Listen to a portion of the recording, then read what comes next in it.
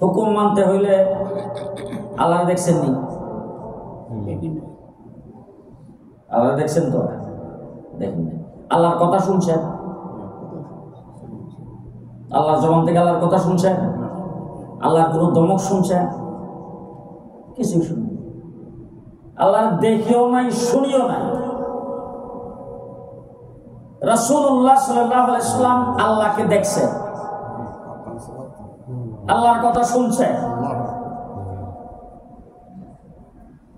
তাহলে হুজুর আকরাম সাল্লাল্লাহু আলাইহি ওয়াসাল্লাম, এখন আপনি যদি আল্লাহকে মানতে চান, আল্লাহর হুকুম মোতাবেক চলতে চান, তাইলে আপনার সিস্টেমটা লাগবে নবীর।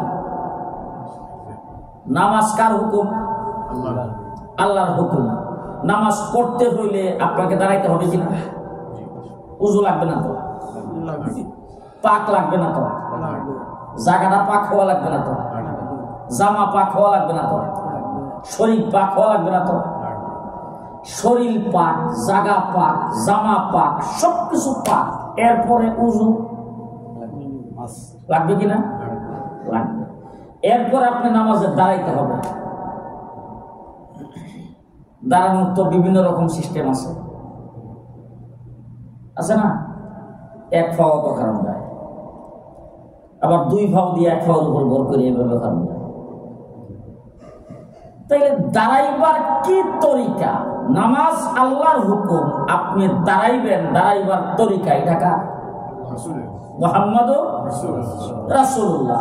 আপনি রুকু করতে হবে, রুকুর তরিকা কি? সিজদা করতে হবে, সিজদার তরিকা কি? সিজদার থেকে উঠার তরিকা কি? রুকুর থেকে দাঁড়াইবার তরিকা কি? সূরা কেরাত কি পড়া লাগবে না লাগবে? রুকুর মধ্যে কি পড়বেন? রুকুতে যাওয়ার সময় কি পড়বেন? রুকুর থেকে উঠতে কি পড়বেন? রুকুর থেকে সোজা হয়ে দাঁড়ায় কি পড়বেন? সিজদার মধ্যে যায় কি পড়বেন? বসার মধ্যে কি পড়বেন? এই এন্টার নামাজের তরিকাটা কে দিয়েছেন? মুহাম্মাদুর। তাইলে আপনাকে প্রথম আল্লাহর হুকুম মানতে হবে। মানবেন কার সিস্টেমে? মুহাম্মাদুর রাসূলুল্লাহ সাল্লাল্লাহু আলাইহি ওয়াসাল্লামের সিস্টেমে। এবার আপনারা যারা ম্যানহাটনে বসবাস করেন, আমরা বাংলাদেশে বসবাস করি, নবীরে তো দেখছিও, নবীর লোক আমরা দেখা সাক্ষাৎ হইছি, আমরা কি করব? হইছে আমরা নবীরও দেখছি না। নবীকে আমরা দেখি নাই, নবীকে দেখছে কেনা? সাহাবায়ে কেরাম দেখছে। তাহলে রাসূল কিভাবে ওযু করছেন কে দেখছে? সাহাবী। রাসূল কিভাবে দাঁড়াইছেন নামাজে কে দেখছে? সাহাবী। রাসূল কিভাবে রুকু করছেন কে দেখছে? সাহাবী। রাসূল রোজা রাখছেন কে দেখছে? রাসূল জামা কাপড় পরছেন কে দেখছে? রাসূল হাঁটছেন কে দেখছে? রাসূল কথা বলছেন কে দেখছে? তাহলে সাহাবায়ে কেরাম হুজুর আকরাম সাল্লাল্লাহু আলাইহি ওয়াসাল্লামকে দেখে তারপরে আমল করছে। এই জন্য আপনি আল্লাহর হুকুম মানবেন নবীর দেওয়া সিস্টেমে। নবীর সিস্টেম দেখে ভুল করছে সাহাবায়ে কেরাম। সাহাবায়ে কেরামের নমুনা আপনার ইবাদতে কায়েম হয়েছে। আমি মনে হয় বুঝাইতে পারিনি। আল্লাহর হুকুম মানতে হলে সিস্টেম লাগবে কার? নবীর। নবীর সিস্টেম যেহেতু আমরা দেখি না, দেখছে সাহাবী, তাইলে আমার সিস্টেমটা কার নমুনা অনুযায়ী হইতে হবে?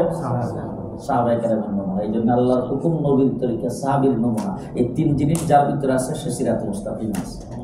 তাহলে সাহাবায়ে কেরাম হুজুর আকরাম সাল্লাল্লাহু আলাইহি ওয়াসাল্লামের কোনো কিছু দেখলেই, কোনো কিছু, কোনো আয়াত নাযিল হইলেই সাহাবীরা এটার উপর আমল করার জন্য খুব তাড়াহুড়া করতেন। হুজুর এইটা আমরা কেমনে আমল করতে পারি? তো হুজুর আকরাম সাল্লাল্লাহু আলাইহি ওয়াসাল্লামকে জিজ্ঞেস করেছেন, হুজুর যেই ইবাদতটা আল্লাহও করে, আল্লাহ ফেরেশতারাও করে, এরপরে আমাদেরকে করার কথা বলছে, আবার আপনি কইছেন একবার পড়লে 10 বার রহমত নাযিল হয়, 10টা গুনাহ মাফ হয়, 10টা দরজা বন্ধ হয়। হুজুর আমরা কেমনে করতাম? কাইফা নুসাল্লি ইয়া রাসূলুল্লাহ, আমরা কেমনে আপনার দুরূদ পড়তাম? এই কথাটা জিজ্ঞেস করছে কেনা? সাহাবীরা জিজ্ঞেস করছে। হুজুর আকরাম সাল্লাল্লাহু আলাইহি ওয়াসাল্লাম সাহাবায়ে কেরামকে বলছেন, তোমরা পড়ো আল্লাহুম্মা সাল্লি আলা মুহাম্মাদ ওয়া আলা আলি মুহাম্মাদ কামা সাল্লাইতা আলা ইব্রাহিম। যেটা আমরা নামাজের মধ্যে পড়ি। এই দুরূদ কে শিখিয়ে দিয়েছে? রাসূলুল্লাহ সাল্লাল্লাহু আলাইহি ওয়াসাল্লাম। কারে? সাহাবায়ে কেরামকে। এখন আমি যদি বলি আপনারা মানবেন কিনা জানি না, যত প্রকারের দুরূদ, বড় বড় বই পুস্তকে কিতাবাদিতে যা লেখা আছে, একবারে বিশাল বড় বড় লম্বা লম্বা দুরূদ, সব দুরূদেরই ফজিলত আছে। কিন্তু আল্লাহর নবীর মুখ থেকে যেই দুরূদের শব্দগুলি বেরিয়েছে, সমস্ত দুরূদ একত্রিত করলে এর একটা শব্দের সমান ফজিলত হয়। সবাই আল্লাহুম্মা সাল্লি আলা মুহাম্মাদিন ওয়া আলা আলি মুহাম্মাদ كما صليت على إبراهيم وعلى آل إبراهيم إنك حميد مجيد اللهم بارك على محمد وعلى آل محمد كما باركت على إبراهيم وعلى آل إبراهيم إنك حميد مجيد نحمده ونصلي على رسوله الكريم أما بعد أعوذ بالله من الشيطان الرجيم بسم الله الرحمن الرحيم لقد كان لكم في رسول الله أسوة حسنة صدق الله العظيم حضرات علماء الكرام معزز حاضرين الصفا ইসলামিক সেন্টার হযরত মাওলানা জুবাইর আহমদ আনসারী রাহমাতুল্লাহি আলাইহি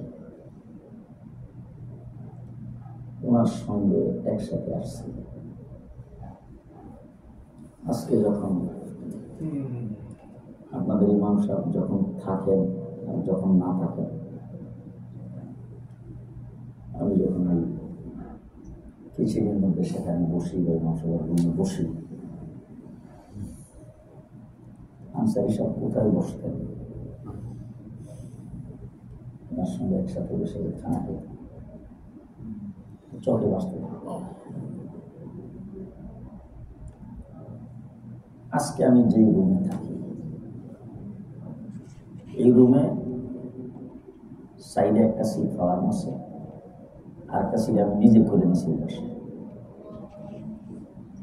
আমার আপনাদের মুয়াজ্জিজ সাহেব জিজ্ঞেস করছে হুজুর এই সিটে আপনি ঘুমাইবেন না আমি বললাম না সিটে উড়ে যাবে না থাক এটা তো আনসারী সব ঘুমিয়ে আর আমি ওই পাশে এখনো তার সিটটা ওই পাশে রাখছি তাই আমি রাত্রিবেলা যখন শুই তখন আমার কাছে মনে হয় যে আনসারী সব এরকম শুয়ে আছে আল্লাহ তাবারক ওয়া তাআলা জুবাইর আহমদ আনসারী সাহেবকে আল্লাহ পাক জান্নাতের আলা মুকাম দান এই আস-সাফা ইসলামিক সেন্টার আমাদের অন্তরের সাথে রাখা